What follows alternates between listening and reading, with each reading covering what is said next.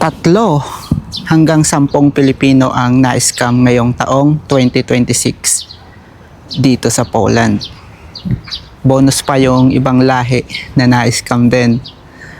Ano ba yung tatlong sign ng fake job offer sa Poland ngayong 2026? So wag ma-scam ng 200,000, 300 hanggang 400,000 pesos. 3 years ago, mga kababayan, nang may nag-offer sa akin ng trabaho dito sa Poland. At ang ending ay napag-alaman ko na peke yung kanilang agency kasi hindi sila nagpapasahod ng tamang minimum, At napag-alaman ko na hindi rin sila nagbibigay ng maayos na working permit. Kaya itong tatlong sign ng fake job ngayong taong 2026 ay inyong gabay, especially yung mga nangangarap pumunta at magtrabaho dito sa Poland. Ang unang-unang sign nga, kung may mag-offer sa inyo ng 3,800 hanggang 4,800 PLN ngayong taong 2026 ay red flag na yan. Bakit? Dahil ang minimum wage na ngayon sa Poland ay 4,806 PLN at ang per hour ay 31.40 PLN, mga kababayan. Bawal nang ibaba sa minimum wage yung pag-o-offer sa inyo, mga kababayan, kasi maaapektuhan ang inyong working permit. So yan yung nakalagay dito sa article na binigay sa akin ng kaibigan kong lokal dito, mga kababayan. At pro tip, ang sabi dito, hindi dapat kasama yung tirahan, bonus, allowance sa pag-compute ng minimum wage, mga kababayan. Kung below 4,806 ay illegal yan. Ibig sabihin, di kanila ma-applyan ng totoong working permit. So kaya mag-ingat kayo kapag nalaman ninyo na mas mababa sa 4,806 yung offer sa inyo, ay red flag na yan. Huwag na kayong tangkapang magpatuloy kasi kayo rin yung may hirapan at maapektuhan yung pag-a-apply ninyo ng temporary stay at ng working permit dito sa Poland, mga kababayan. Ang sign number 2 ay wala munang contract. Kumbaga, bibigyan muna kayo ng tourist. So, isang red flag din yan, mga kababayan. So, unawain nyo itong video na to. So, mag-tourist ka muna, sabi ni agent. Doon na tayo mag-process pagdating mo sa Poland. So, bakit fake? Dahil simula July 1, 2025 ay bawal nang mag-apply ng single permit. Kung naka-student visa or tourist ka inside Poland, kailangan mong umuwi sa Pilipinas, kumuha ng D-type work visa sa consulate, mga kababayan. So sana malinaw. So pro tip, dapat may sign ang contract at working permit approval ka bago lumipad papunta dito sa Poland. Kung nasa Middle East man kayo or saan mang part ng Asia, so kinakailangan may sign yung working permit ninyo at yung visa ninyo. Hindi na po pwede yung illegal or fake kasi nga naghigpit na dito sa Poland, mga kababayan. So kinakailangan ninyong unawain kasi nga taon-taon ay nagbabago yung regulation dito at sa bagong update ay online na yung pag-a-apply ng temporary stay dito sa Poland, mga kababayan. At ang pangatlong tips, mahal na agency fee pero minimum lang sahod. At marami niyan, Napakarami niyan dito sa Poland yung mag-o-offer sa inyo, kaya panoorin mo tong video. So syempre, o-offeran ka ng 250 to 350 to 500k pesos. Di ba napakalaki nun? Paano mo mababawi yon pagdating mo dito sa Poland kung ang minimum wage lang ay 4,806? Wala pang 100,000 yung monthly na sahod mo, tapos ang offer sa iyo ay 250, 350 hanggang 400 to 500. Maraming pangako si agent. So bakit fake? New rules 2026 mga kababayan. Dapat equal pay sa Polish worker for same rule. Kung hindi minimum lang ang bigay kumita agency ng 300k, lugi ka mga kababayan. Totoo naman, 'di ba? So kumbaga basic mathematics lang yan mga kababayan. Nag-invest ka ng 300k tapos wala pang 100k yung sahod mo monthly. 'Di ba? Fake na agad yan. Kumbaga red flag na agad. Yung pro tip ko sa inyo mga kababayan, normal fee dapat 80k hanggang 120k lang, at dapat POEA at DOFW registered sila, plus may resibo. So ganyan lang kasi yung gastos ko mga kababayan, at tama nga yung sabi ng kaibigan kong Polish, kasi nagtrabaho siya dati sa agency. So humingi ako sa kanya ng ideas kung paano pa ang computation or ano ba yung tamang pag-offer sa mga gustong magtrabaho dito sa Poland, ano? So magkano kinita nila, magkano naiwan sa'yo, computein nyo para hindi kayo malugi at hindi kayo maloko. So alam nyo na agad yan kapag red alert. Syempre yung mga veterano sa pag-abroad ay alam nila yan. Paano naman tayong mga fresh at yung mga first timer, ano? Kasi alam nyo, yung kapwa natin mga Pilipino talaga rin dito yung unang-unang mang-i-scam sa inyo. So syempre malakas ang loob ng mga yan kasi hawak ng mga local dito sa Poland, at syempre mga edukadong tao din yung mga gumagawa ng illegal moves or scammers. Bonus tip, so syempre kinakailangan nyong i-double check or check kung legit. Paano mag-check? Google mo yung agency plus DMW license. Hingin mo yung sample work permit at contract sa Polish, so para hindi kayo maloko. Sahod dapat ay 4,806 pataas, paid in PLN. Syempre magtatrabaho kayo dito sa Poland at common sense, so dapat bayad kayo ng PLN or zloty. So mag-comment kayo kung na-scam kayo dito.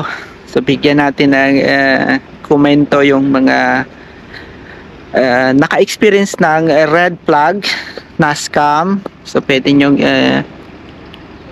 ibigay yung saloobin nyo dito sa video na to. At least maipon yung mga saloobin natin, kasi muntik na rin akong ma-scam dito sa Poland. Ang kagandahan nga lang ay nagtrabaho na kasi ako dito sa Poland, tsaka siya nag-offer. So aware na ako doon sa mga pangyayari dito sa Poland, ano, kaya hindi na ako nagpatuloy sa kanya at nagpursige akong maghanap ng direct or maging isang independent na OFW dito. Mga kababayan, napakaraming illegal dito sa Poland, kaya ginawan ko ng video, kasi at least yung mga nangangarap na ating kapwa Pilipino ay maging aware. Kamakailan lang ay yung mga PBA player natin ay na-scam.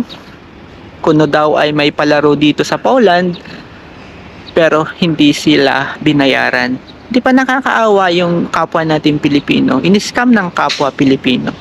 Hindi ko na lang papangalanan kasi hindi naman ito para ipahiya yung kapwa din natin Pilipino para lang maging aware kayo, ano. So wag nating gawin kung ayaw bumalik sa atin. Ano, kasi yung pang i-scam, napakasakit nun, 'di ba?